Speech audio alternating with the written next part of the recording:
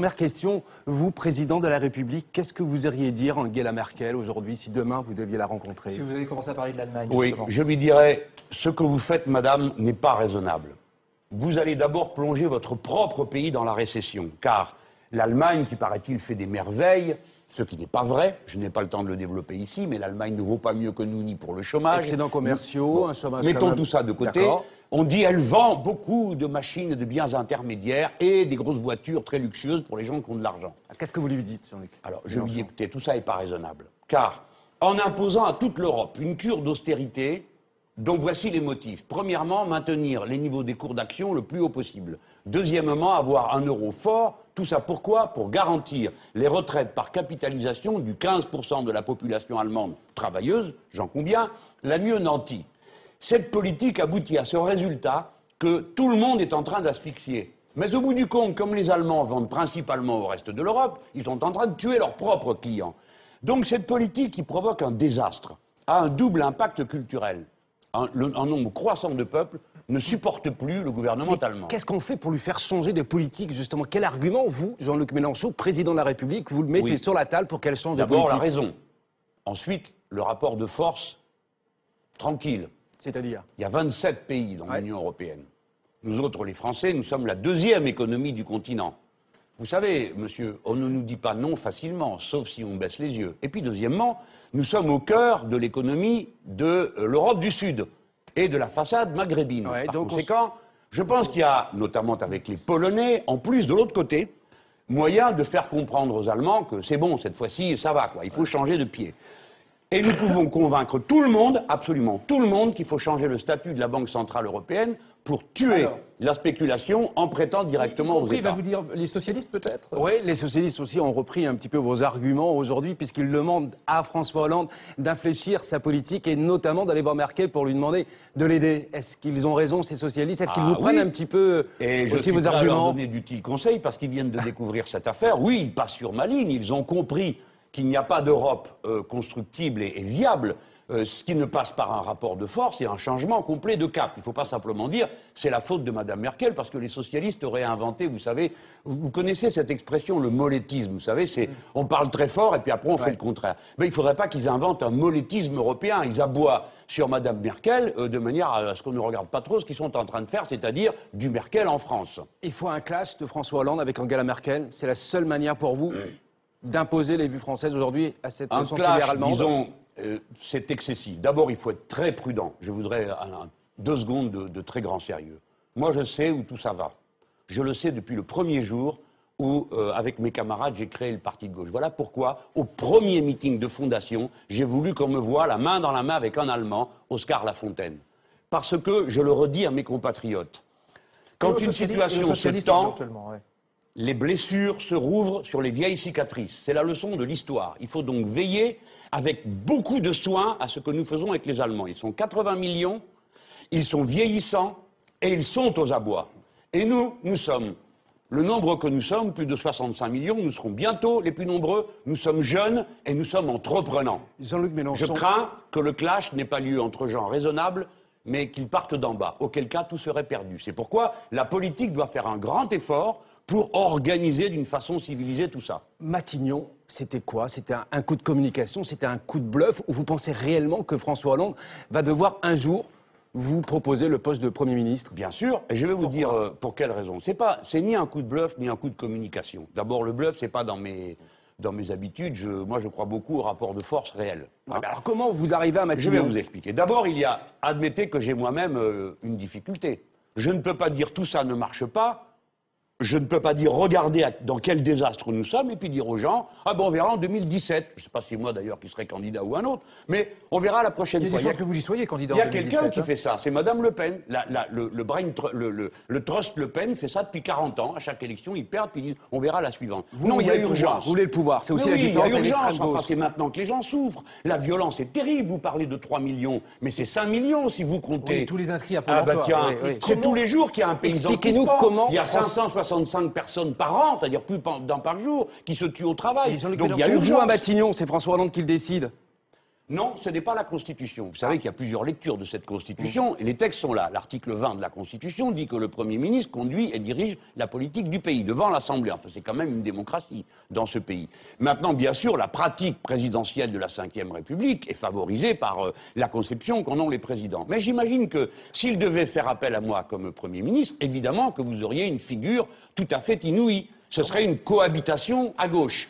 Car naturellement, je ne viendrai comme Premier ministre que pour changer de cap et pas pour continuer ce qui est en train de faire Jean-Marc Ayrault. Avec quelle majorité? Oui. Mais elle est là, la majorité. Je vous signale que la majorité actuelle des députés avec une étiquette PS, étiquette Europe Écologie Les Verts et les étiquettes du Front de Gauche, tous ces gens-là ont été élus par les mêmes électeurs. Il n'y a pas un socialiste élu sans un Front de Gauche, il n'y a pas un Front de Gauche élu sans un socialiste. Je parle peut-être de François Bayrou aussi, qui semble aujourd'hui bénéficier d'un buzz. Aujourd'hui, les Français souhaitent en rentrer, en tout cas, dans un gouvernement. Est-ce que vous, Premier ministre, vous le prendriez dans votre gouvernement, François Bayrou? Non? En aucun cas. Mais il faut avoir le respect des gens. Monsieur Bayrou se bat depuis toujours pour la politique qu'applique aujourd'hui Monsieur Ayrault. C'est-à-dire l'austérité, la réduction de la dépense publique, la férocité dans l'autorité à la Manuel Valls, c'est la politique de Bayrou. Et on peut le dire, moi j'ai toujours considéré que les centristes étaient à droite. C'est une politique, cette politique-ci, qui va plutôt vers la droite que vers la gauche. Donc moi je propose de changer le curseur,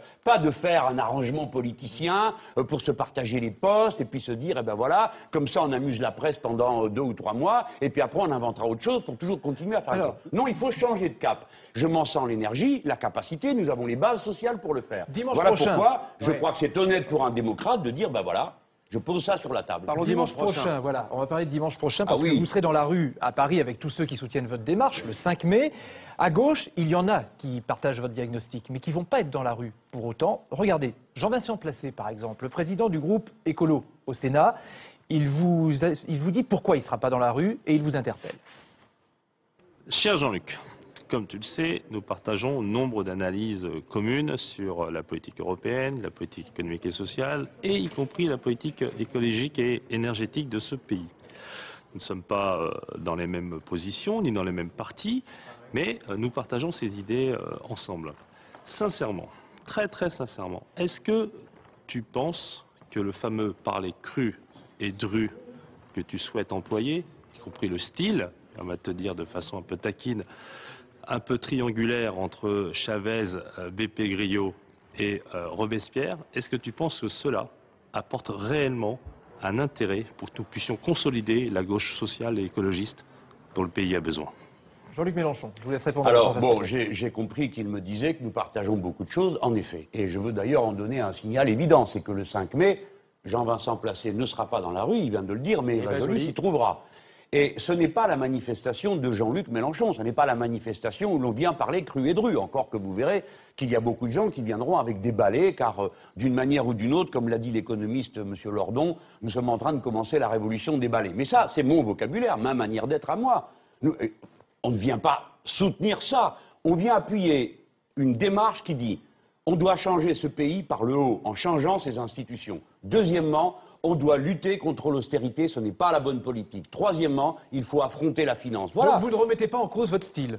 Mais d'aucune façon, chacun a le sien, Jean-Vincent Placé a le sien, moi j'ai le mien, il fait des choses intéressantes au Sénat, je lui annonce que moi je soutiens tout à fait la loi qu'il dépose contre l'obsolescence programmée des produits, c'est-à-dire le fait que les produits se déglinguent, et je lui dis, mais Jean-Vincent, si mon style ne te convient pas, pour poser les mêmes problèmes, viens, marche devant, je te donne ma place. Je te donne ma place à la tête de la manifestation. C'est pas le sujet. Bon, ben, ce ne sont pas nos personnes. Bon, l'invitation est lancée, on verra s'il y répond. Le 5 mai, écoutez-moi, le 5 mai, il y aura toutes sortes de gens qui viennent souvent sur leur propre motivation. Ouais. Ils ne viennent pas, même pas pour dire nous soutenons le Front de gauche, ils viennent pour dire dans ce pays, il y a une gauche, elle existe, elle est dans la rue. Et voilà ce qu'elle vous dit, cette gauche. Ce n'est pas la gauche solférinienne cachée dans ses palais qui demande à tout le monde de se taire. On verra ça dimanche. Merci Michel d'être venu sur le plateau de 12-13 dimanche.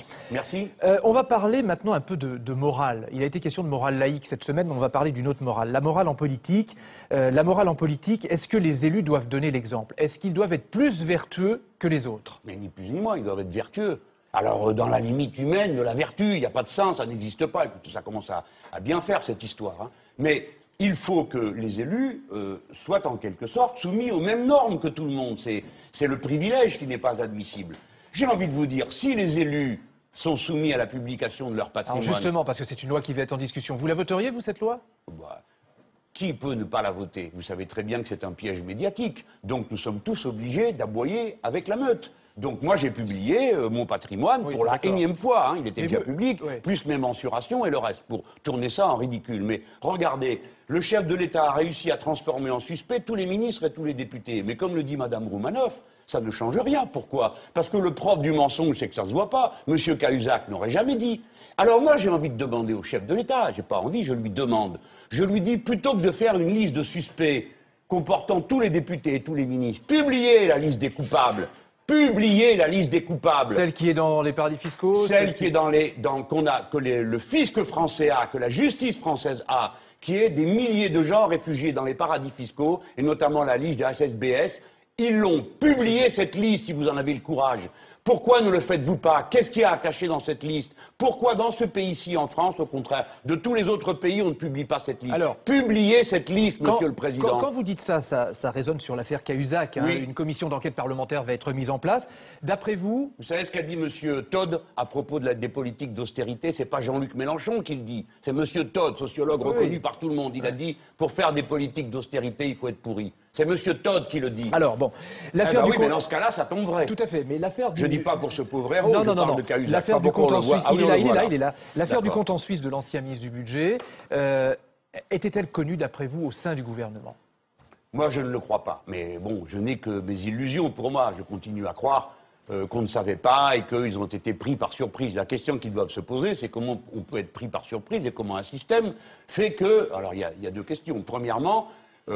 un système qui est la monarchie quinquennale déresponsabilise tous les étages. Et à côté, vous avez l'argent roi. Et puis vous avez des gens qui circulent entre les deux et qui finissent à la fin par se demander pourquoi on leur pose des questions, tellement tout ça leur paraît évident. Il y a une liste de milliers de gens. Donc pour vous, Pierre Moscovici n'était pas au courant, Jean-Marc Ayrault non plus, François Hollande encore moins. Mais monsieur, j'en suis au même point que vous, à part que vous êtes journaliste, donc vous faites des enquêtes. Pas moi, je ne fais pas d'enquête. Moi, j'entends, j'observe. Je reconnais que j'ai tendance toujours à plutôt croire à la bonne foi des gens qui me disent des choses plutôt que de me dire ce sont des menteurs. Mais vous voyez que j'ai pas une tournure d'esprit journalistique, donc je me contente de vivre comme tout le monde. Alors, pour terminer, une dernière image. Pourquoi vous me posez cette question? Si je crois ou je ne crois pas. Parce que vous avez une expérience politique. Alors je me dis peut-être que l'expérience politique fait que vous êtes plutôt enclin à croire ce que les gens vous disent ou pas. Je vais quand même vous dire une chose qui me surprend rapidement, beaucoup. Parce que... On me dit, tout le monde savait. Alors au début, personne ne savait rien, puis après, vous lisez des dizaines d'articles. J'ai lu, par exemple, l'ancien ministre de la Défense, comment l'appelez-vous, Monsieur Morin, qui dit, tout le monde savait que pour 10 cheveux qu'il mettait sur la tête de quelqu'un, 9 étaient payés au noir, mais moi, je ne le savais pas. D'ailleurs, mes cheveux sont les miens, donc peut-être c'est à cause de ça que je ne le savais pas. Pour Strauss-Kahn, c'est pareil. Personne ne savait rien, puis tout d'un coup, tout le monde savait tout. Je dois faire partie, comme vous, de la dizaine d'imbéciles à qui on ne dit jamais rien. Et la bonne société, elle sait toujours tout entre elles. On termine par une dernière image, celle d'un mur qui fait beaucoup parler, qui a été baptisé le mur des cons. On y voit des personnalités politiques, essentiellement de droite, des gens des médias aussi, épinglés par le syndicat de la magistrature. Et c'est une photo qui a été sortie de ce local syndical. Est-ce que vous soutenez le syndicat de la magistrature en estimant que ce mur des cons, comme il a été baptisé, finalement, c'est la liberté d'expression et il n'y a pas de quoi en faire une affaire ou pas? Tout à fait. J'estime que c'est une provocation monstrueuse contre un secteur extrêmement large de la magistrature, parce que tout de même le syndicat de la magistrature recueille 30% des suffrages, à partir de ce qui n'est même pas un événement dans un local syndical. Or, un local syndical, convention de l'Organisation internationale du travail, est un lieu privé et inviolable. Donc vous soutenez le syndicat de la magistrature sur ce coup-là? Attendez, non. Je m'oppose à ceux qui l'attaquent et qui tirent prétexte de cette histoire qui n'en est pas une pour exiger, comme Mme Morano, la dissolution du syndicat. Je voudrais rappeler que si les magistrats et les gens de loi ont le droit de se syndiquer, ils ont donc tous les droits afférents à la magistrature. Écoutez, est-ce qu'on va interdire la médecine parce que les carabins font des blagues pendables? Qu'est-ce que c'est que cette histoire? Je défends la liberté d'expression interne. Jamais le syndicat de la magistrature n'a organisé un mur des cons dans la rue. Mais nous allons en faire maintenant. Sauf que vous avez vu que Christiane Taubira a saisi le Conseil supérieur de la magistrature pour manquement à la déontologie. Donc c'est grave si elle le fait.